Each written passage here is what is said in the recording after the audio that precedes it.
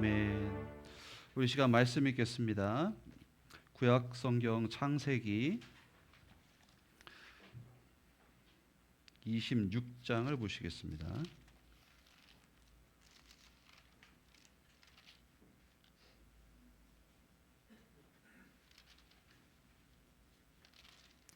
창세기 26장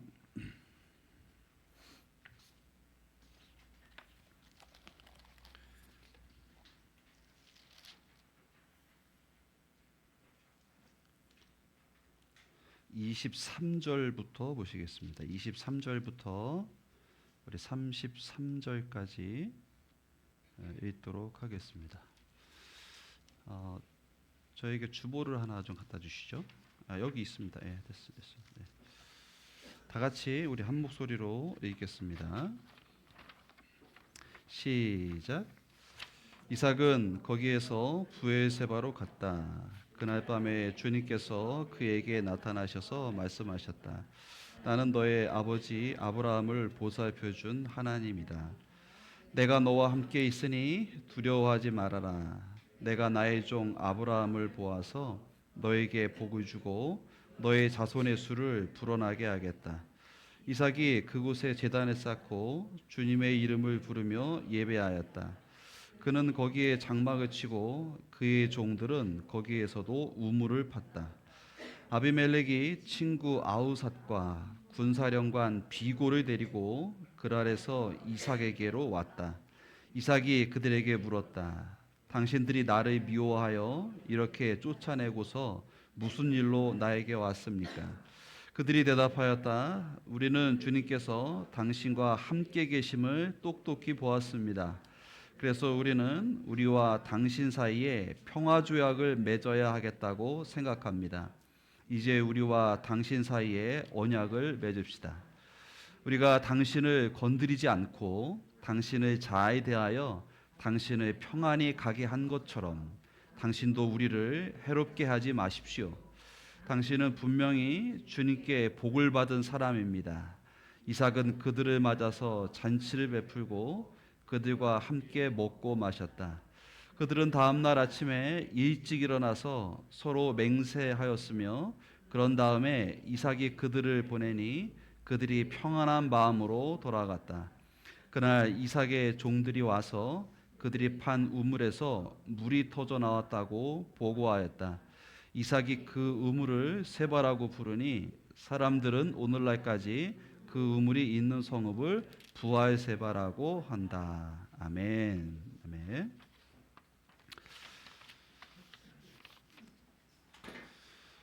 제가 얼마 전에 설교 시간에 여러분들에게 간단하게 소개한 그런 일화가 하나 있는데 오늘 다시 그 이야기를 하도록 하겠습니다. 저희 사촌 중에 아주 예수를 잘 믿는 그런 누님이 계세요. 근데 그 누님은 원래 예수를 안 믿는 그런 누님이셨어요. 근데 제가 하나님께 은혜를 받고 이제 집에서 학교를 갈 때, 또 학교에서 마치면 또 집으로 갈 때 그 중간쯤에 교회가 있었어요. 그러면 늘 아침에 학교 가기 전에 교회에서 하나님께 기도하고 또 마치면 차에서 내려서 교회에서 기도하고 집에 가고 그러면 어쩔 때는 너무 피곤하니까 교회에서 잠이 들면 뭐 새벽에 깨서 집에 가기도 하고 그랬어요. 근데 늘 그 교회 가는 그 길목에 그 누님의 집이 그러니까 저희 외삼촌이죠. 외삼촌 집이 거기에 가는 길하고 겹쳐요.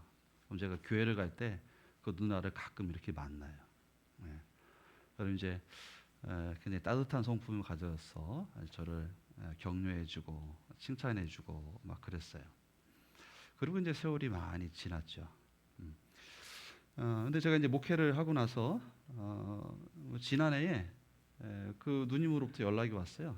한번 보고 싶다. 그래서 저희 교회를 찾아온 적이 있습니다. 그래서 얘기를 했는데 그 누님이 굉장히 부잣집에 시집을 갔어요. 그리고 시집을 간 그 집이 예수를 잘 믿는 집이에요. 네. 그래서 이 누님이 시어머니를 따라서 예수를 믿게 됐는데 결혼하고부터 지금까지 새벽 예배를 한 번도 거르지 않고 매일 새벽 예배를 시어머니를 모시고 갑니다. 굉장히 연로하신 시어머니예요. 그래서 이제 그분이 저에게 이야기하는 겁니다. 내가 예수를 믿고 나서 보니 너무 이 삶이 복되고 행복하고 감사하다는 거예요.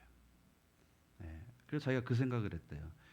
내가 그때 그 집을 가는 그 길에서 내 사촌이 하나님께 예배하러 가고 기도하러 갈 때 그렇게 많이 마주쳤는데 왜 내가 그때 진짜 이 하나님을 만나지 못했을까? 자기가 나중에 예수를 믿고 나서 그게 계속해서 후회였대요. 왜 이 좋은 삶을 왜 그때 맛보지 못했을까? 그러면서 고맙다고 그러면서 이렇게 인사를 그 내가 와서 하고 갔습니다. 그래서 저도 참 감사하더라고요. 제가 어렵기 때문에 하나님의 말씀을 전하는 훈련을 받은 적도 없고 저는 그냥 하나님 앞에 하나님 사랑하는 마음으로 그냥 작은 하고 소심하고 작은 순종을 하나님 앞에 했던 모습을 그냥 노출시켰을 뿐이에요. 근데 그것을 누군가는 보고 있었던 것이고요. 어느 시간이 되어서 하나님께서 그를 부르실 때에 그 마중물이 무엇이냐? 마중물이 무엇이냐? 왜 그 아이가 그렇게 하나님께 예배하러 기도하러 가는 길을 그렇게 올곧게 걸어갔는가? 그 모습이 아마 그의 마중물이었던 것 같아요. 지금 가끔 제가 그 SNS 들어가 보면 모든 것들을 하나님의 말씀으로 고백해요. 그리고 성경 말씀을 글씨로 예쁘게 써서 그런 액자 같은 걸로 해서 판매하는 그런 사업도 하더라고요. 굉장히 하나님을 사랑하는 분이고 권사님 되셨어요. 내가 아주 예수 아름답게 잘 섬깁니다. 사랑하는 더함 가족 여러분, 사실 우리들은 하나님 보고 신앙생활 하는 것 아닙니다. 하나님 볼 수가 없어요. 우리들은 사람을 보고 신앙생활해요. 어떤 사람이냐? 하나님을 사랑하는 사람, 하나님을 그 마음에 담고 있는 사람, 하나님의 다스림 가운데 머무르는 사람, 그 사람을 보고 우리들이 신앙생활을 하는 겁니다. 왜냐하면 그런 사람들의 삶 가운데 반드시 선한 역사가 드러나기 때문에 그렇습니다. 이거는 꼭 기억하세요, 여러분. 우리 주변에 찾는 이들이 많이 있습니다. 사실은 우리 인생 모두는 의미 있는 삶을 찾아요. 그리고 이 필멸할 수밖에 없는 우리 존재들, 우리는 반드시 죽습니다. 필멸할 수 없는 존재가 반드시 추구하는 건 뭐냐? 나는 어디서부터 와서 지금 어디로 향하여 가고 있느냐? 나는 무엇을 해야 되며 그것을 어떻게 해야 되는지에 대해서 우리들은 계속 물어요. 적극적인 사람은 그것을 적극적으로 사서 나서지만 또 적극적이지 않은 사람은 이 내면에서 계속해서 그것을 갈망합니다. 우리 주변에 찾는 이들이 너무 많아요. 그들을 그리스도의 품 안으로 인도할 수 있는 것은 저와 여러분이에요. 우리의 삶이 어떠냐에 따라서 그들이 우리를 보고 하나님께 나오는 길이 열린다라는 것을 꼭 기억하시는 우리 더함 가족 되시기를 주님의 이름으로 축복합니다. 우리가 연결 시리즈를 계속해서 설교 말씀으로 보고 있습니다. 오늘 본문으로 우리들이 살펴본 창세기의 말씀은 너무너무나 유명한 말씀이에요. 여러분 아브라함이라는 아주 유명한 사람이 있었습니다. 유명하다는 것은 그가 하나님의 특별한 부르심과 사랑을 받은 사람이었어요. 근데 그 아브라함이 하나님께 선택받은 이유가 뭔지 아세요, 여러분? 하나님께서 분명히 말씀하셨어요. 내가 아브라함을 선택하고 그에게 복을 주는 이유는 그가 그의 자손에게 나를 섬기는 법을 잘 가르쳐서 그의 자녀들이 하나님께서 약속하신 복을 받게 하려고 아브라함을 선택했다. 이렇게 창세기에 분명히 말씀하셨습니다. 그리고 정말 아브라함은 자기 자녀에게 신앙의 교육을 잘 시켜요. 그래서 아브라함의 아들 이름이 이삭이죠. 근데 이삭은 우리가 성경에서 봤을 때 굉장히 특별한 어떤 특징이 없는 그런 사람입니다. 여러분 이삭하면 떠오르는 게 뭐가 있어요? 별로 없어요. 오히려 아브라함은 좀 많이 우리들이 알고 또 야곱도 많이 압니다. 요셉도 많이 알고. 그런데 아브라함의 아들이자 그 다음에 야곱의 아버지인 이삭에 대해서는 잘 몰라요. 저도 축구 굉장히 좋아하는데 축구에서 언성 히어로라는 말이 있습니다. 그러니까 저평가된 선수들.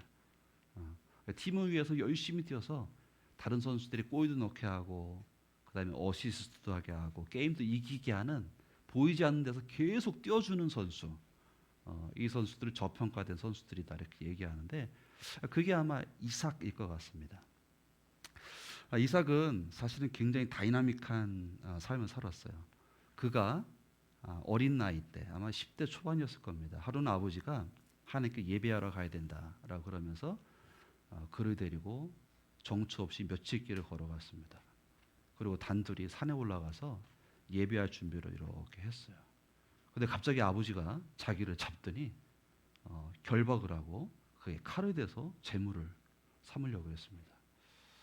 여러분, 우리가 성경을 읽을 때 아주 좋은 방법 중에 하나는 성경의 인물 속으로 내가 들어가는 거예요. 그 장면 속으로 내가 들어가는 거예요. 여러분, 성경에 예배가 많이 나오고 또 인물이 많이 나오지만 이삭처럼 생생하게 예배가 무엇인지를 배운 인물은 없어요. 자기가 그 예배의 제물에 대해서 불로 산화될 뻔한 사람이에요. 근데 그때 하나님께서 자기 아버지를 말리면서 내가 이제 나를 자식보다 더 사랑하는 줄을 이제 알겠다라고 말씀하시면서 저 가시던 불에 걸려있는 사냥을 잡아다가 대신 제물을 삼아 예배하게 했습니다. 이삭은 예배에 대한 아주 생생하고 구체적인 생교육이 그 안에 있습니다. 그리고 이제 그가 성장하게 되죠. 아버지의 산을 다 물려받고 아버지가 죽고 그다음에 이제 이삭은 이제 족장이 됩니다. 여러분, 아브라함이 군대를 거느린 사람이었어요. 300명 이상의 군대를 거느렸기 때문에 아마 아브라함이 거느린 식구들이 1000명이 넘었을 거라고 보는 거죠.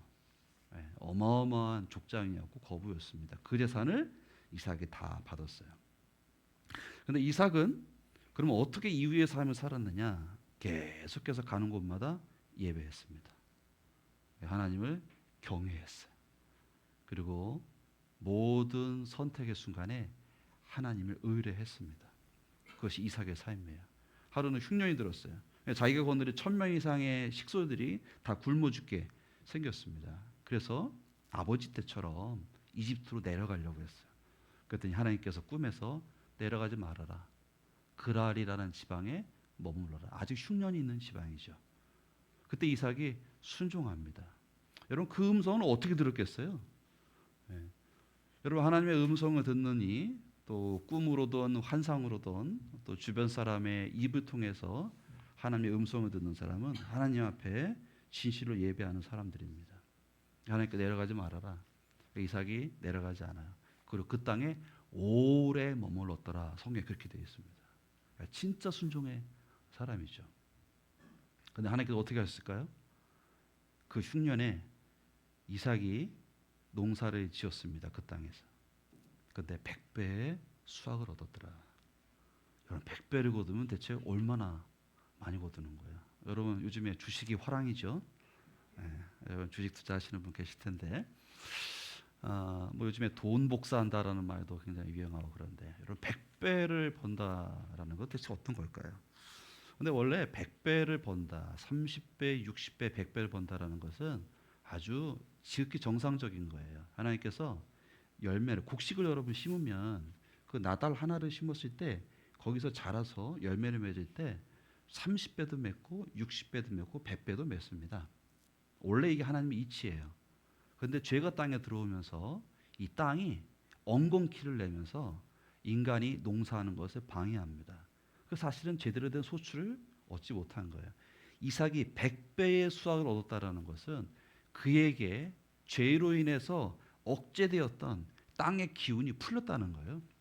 정상적으로 하나님이 지으신 삶의 질서를 그는 누렸다라는 것입니다. 이게 이삭의 형통이에요. 그러니까 100배의 수확을 얻으니까 그 지역에 사는 사람들은 자기들은 그렇게 수확을 못 얻잖아요. 그래서 이삭을 질투하기 시작했습니다. 그러고 나서 이삭이 우물을 팔 때마다 그 사람들이 그 우물을 빼앗고, 양을 쳐야 되니까 우물을 또 있어야 되잖아요. 또 옮겨서 또 파면 또 빼앗고, 또 파면 또 빼앗고. 이삭은 다투지 않아요. 다투지 않습니다. 계속해서 양보해요. 왜 그랬을까요? 그 안에는 확신이 있습니다. 예. 그를 정말로 축복되게 하시고 그의 모든 식소들을 먹여 살리는 분은 누구다? 하나님이다. 확신이 그 안에 있기 때문에 다투지 않아요. 양보합니다. 그래서 그 지역에서 벗어나게 됩니다. 오늘 본문의 말씀은 그렇게 피해서 그 지역에서 쫓겨난 그 이삭에게 하나님께서 말씀하시는 대목이 나오잖아요. 걱정하지 마라. 아버지께 약속한 축복을 너에게 줄 것이다. 그 말씀을 하시고 난 뒤에 자기를 쫓아낸 그 지역의 왕이 자기 군대 사령관과 같이 옵니다. 그래서 뭐 하자? 평화의 조약을 맺자. 여러분 놀라운 일이에요. 이 본문의 말씀을 우리들이 집중하셔야 됩니다. 오늘날 많은 사람들이 부유한 시대를 살고 있지만 우리는 늘 좀 쫓기고 있잖아요. 재정에 대한 압박이 늘 있고요. 또 삶의 안정성에 대한 또 지속 가능한 우리 삶의 평화를 위해서 우리는 늘 걱정해요. 어떤 일이 닥치지는 않을까. 또 제대로 우리들이 계속해서 먹고 사는 길이 열릴까. 그런 걱정을 많이 합니다. 그러나 사실 우리나라는 이미 선진국의 대열에 올라섰기 때문에 사실 우리가 하는 걱정은 굉장히 사실 많은 특권을 누리고 있는 약간 사치에 가까운 걱정들이에요. 네. 그러나 여러분 이 시대가 어느 시대입니까? 벌써 몇천 년 전 시대입니다. 그렇기 때문에 어떻게 먹고 살까? 그다음 나의 안전은 어떻게 보장을 할까? 이 문제는 사회적인 보장이 전혀 없습니다. 그런데 이삭의 삶을 보세요. 하나님께서 그의 삶을 100배의 풍요를 주시고 그가 가만히 있었는데 그를 미워했던 사람이 찾아와서 우리와 평화의 조약을 맺으십시다. 왜? 우리가 보니 당신은 하나님께서 복 주는 사람입니다. 당신이 이길 수가 없습니다. 여러분 우리가 하나님 앞에 예배하는 자로 서야 되는 이유가 여기에 있습니다. 우리 선조들은요 다른 신을 섬겼죠. 우상도 섬기고 뭐 유교도 섬기고 뭐 도교도 섬기고. 그래서 초창기에 1900년도 초에 우리나라에 기독교가 들어왔을 때 엄청난 변화가 일어났어요. 다른 신을 섬기고 다른 도를 섬기던 우리 선조들은 정말 정성스럽게 예배했거든요. 근데 그 대상이 하나님으로 바뀌었어요. 예. 그래서 그 하나님 앞에 시간을 정해서 예배하고 목욕 제계를 하고 새 옷을 입고 그렇게 정성스럽게 하나님께 예배했어요. 하나님의 역사가 어마어마하게 일어난 겁니다. 그래서 예배라는 말은 그냥 한자 그대로 풀면 예를 갖춰서 절을 한다라는 뜻입니다. 저는 그 천주교 성당이라든지 성지에 좀 자주 가는 편입니다. 왜냐하면 우리가 천주교에서 개혁을 했지만 거기서 우리들이 배워야 될 게 있어요. 근데 가서 이렇게 보면 신부님들이랑 수녀님들을 이렇게 눈여겨봐요. 그럼 가끔 수녀님들이 그 시설에 나와서 이제 점검을 한다는 거 그럴 때가 있습니다. 수녀님들은 성당에 들어가기 전에 이렇게 성당 문이 있으면 이렇게 서서 절을 합니다. 이렇게 하고 문을 열고 들어갑니다. 예의를 갖추는 거죠. 저는 그 대목이 굉장히 인상 깊어요. 네. 사실 우리 교회 문도 저는 조금은 그런 거 좀 가미된 겁니다. 사실 여기 소음 때문에 이제 방음문을 했잖아요. 근데 원래 예배적인 측면에서 봤을 때는 이 문은 굉장히 무겁고 그 다음에 문이 커야 돼요. 그래서 보통 이렇게 잘 지은 성전에 예배당에 가면 굉장히 큰 철문이 이렇게 되어 있고요. 밖에서 이렇게 안으로 밀고 들어가게 이렇게 해놓은 데가 많아요.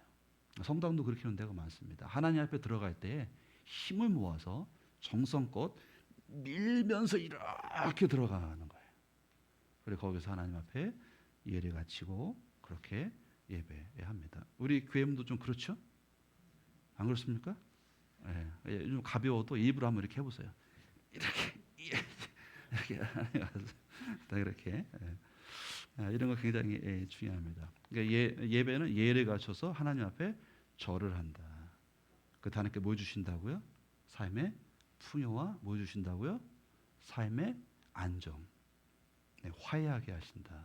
그것은 놀라운 하나님의 메시지가 아닐 수가 없어요. 원하옵기 우리 다음 가족 모두가 하나님 앞에 올바로 예배하는 자들이 되어서 하나님이 인간에게 원래 주기로 한 모든 복을 다 누리시기를 주님의 이름으로 축복합니다. 또 우리가 어려운 관계에 있는 사람들 하나님과 화해하면 하나님께서 그 관계를 다 풀어주세요. 그 사람들이 찾아오게 하십니다. 화해하게 하세요. 우리 잠언 16장을 한번 읽어보겠습니다. 여러분 가지고 계신 성경책을 한번 보세요. 잠언 16장을 한번 보십시오.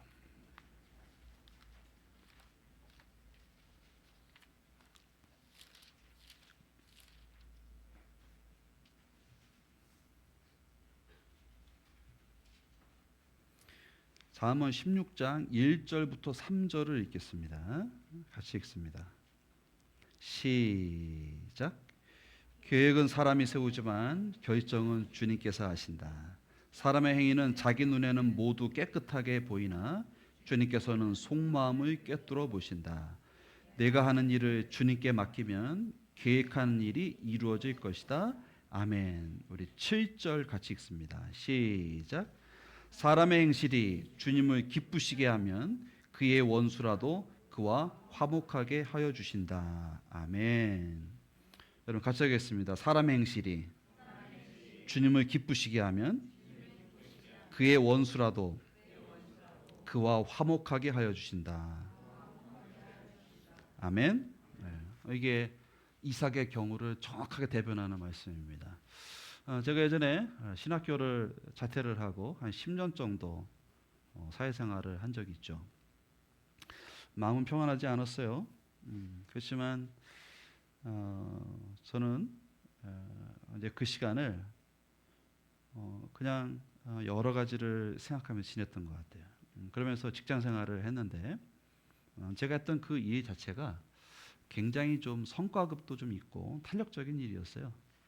근데 저는 원칙을 세웠습니다. 내가 비록 주의 종의 길을 걸어가고 있지는 않지만 그런데 나는 주일은 꼭 성수한다. 그런 게 있었어요.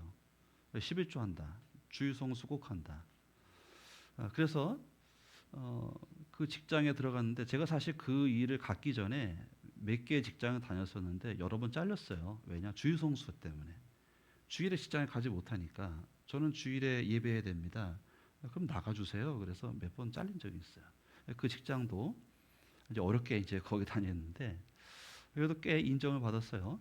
근데 주일에 나와서 이 일을 해야 됩니다. 학원이에요. 이제 영어를 가르치는데 시험 기간이 되면 1년에 4번 정도는 한 달 동안 계속 주일에 나와야 돼요. 그것도 오전에 나와서 오후까지 아이들 가르쳐야 됩니다. 저는 못하겠습니다. 그랬더니 저에게 주기로 한 그 월급을 그냥 막 깎더라고요. 상당히 많이 못 받았어요. 그래서 거기에 대응하지 않았습니다. 일일이. 그냥 뭐 그럴 수도 있겠다 싶었어요. 그리고 이제 그 학원을 그만두고 제가 이제 이사를 가게 됐는데 한 달 정도 지나서 그 학원 원장님에게 전화가 왔어요. 선생님, 저희 지금 강사를 못 구하는데 꼭 좀 와주세요. 꼭 좀 와주세요. 아유, 저 못 갑니다. 저 주의도 지켜야 되고요. 거리도 멀어요. 선생님, 우리가 따블로 줄 테니까 꼭 와서 가르쳐 주세요. 그래서 제가 그럼 가겠습니다. 그래서 강의를 시작했어요. 그리고 제가 강의를 할 때 그랬어요. 원장님, 근데 제가 지난번에 일할 때 이렇게 계약한 것을 돈을 안 주셨는데요. 그랬더니 죄송합니다. 스님, 돈을 다 받았어요. 네. 그리고 그 학원에서 정말 귀한 선생님이잖아요. 네. 강사가 없어서 귀하게 모신 선생님이기 때문에 대접은 다 받았어요. 그리고 돈도 많이 받고. 저는 그런 기억이 있습니다. 그래서 저는 이 말씀을 읽을 때마다 그게 생각이 나요. 일일이 대응하지 않아요. 하나님 앞에 살아갈 뿐이에요.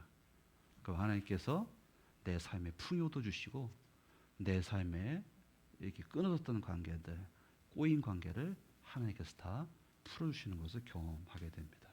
이런 복이 여러분에게도 임하기를 주님의 이름으로 축복합니다. 아멘. 하나님 살아계세요. 하나님 다 지켜보고 계십니다. 하나님 정말 하나님 앞에 예배하는 그 예배자를 찾고 계신 거예요. 우리가 말씀을 하나 더 보도록 하겠습니다. 여러분 성경 에베소서 2장을 한번 가보시죠. 신약성경 에베소서 2장을 가보겠습니다.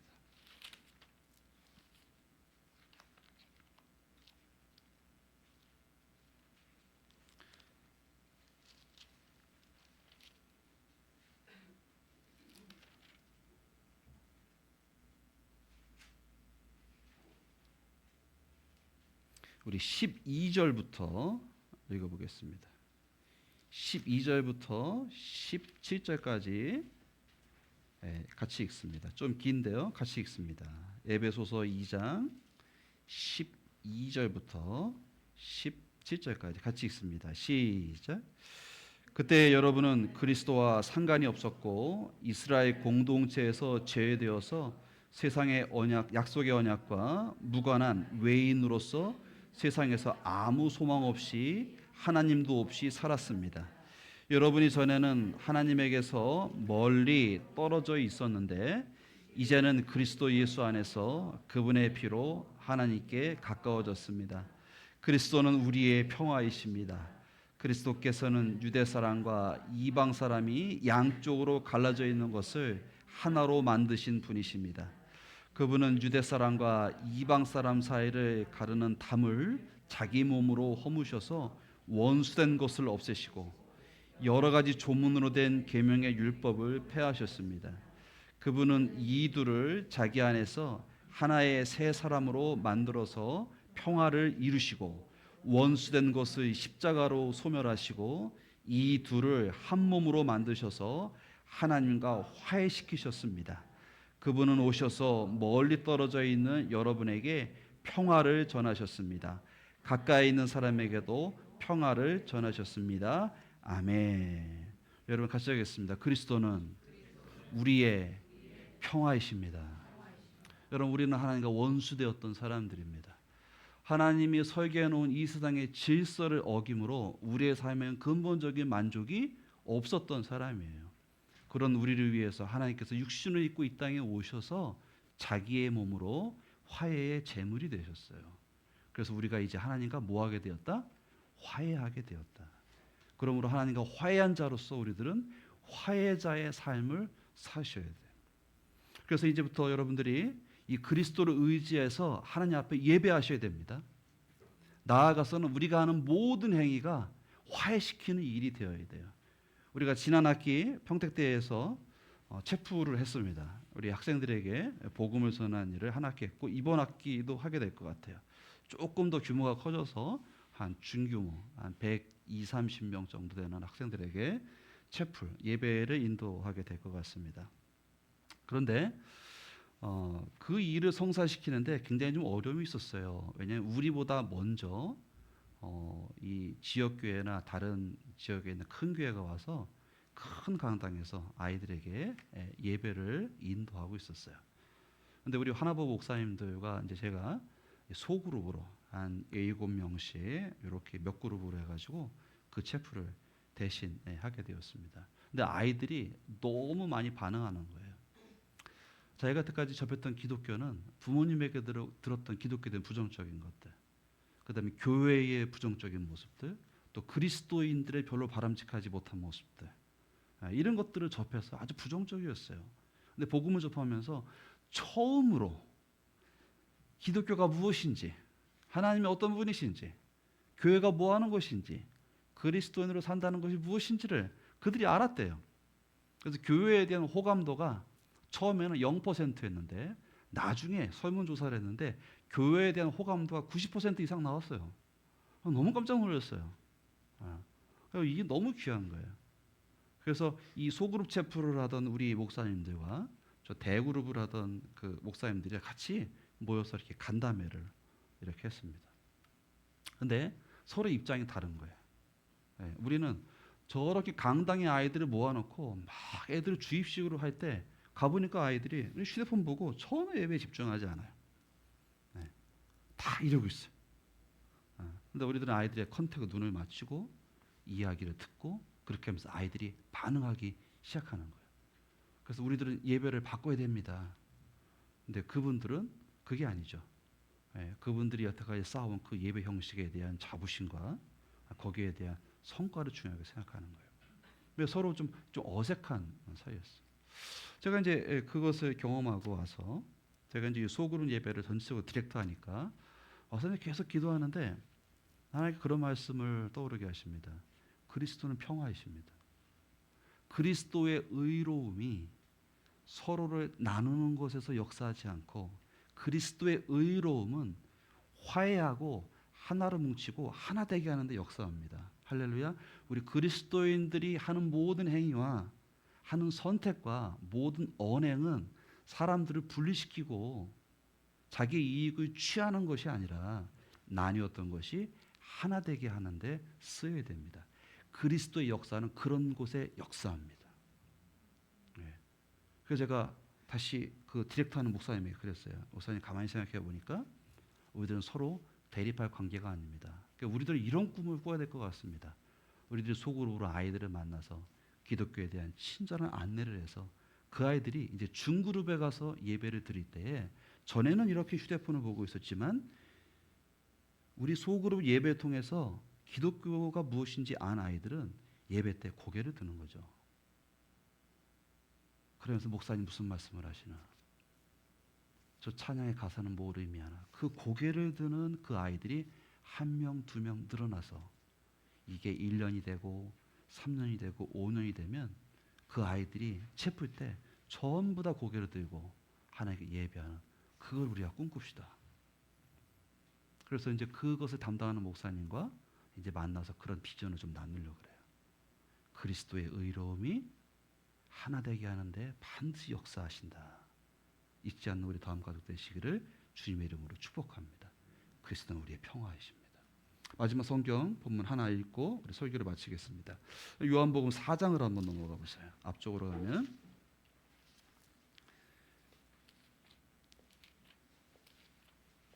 요한복음 4장 19절 보겠습니다.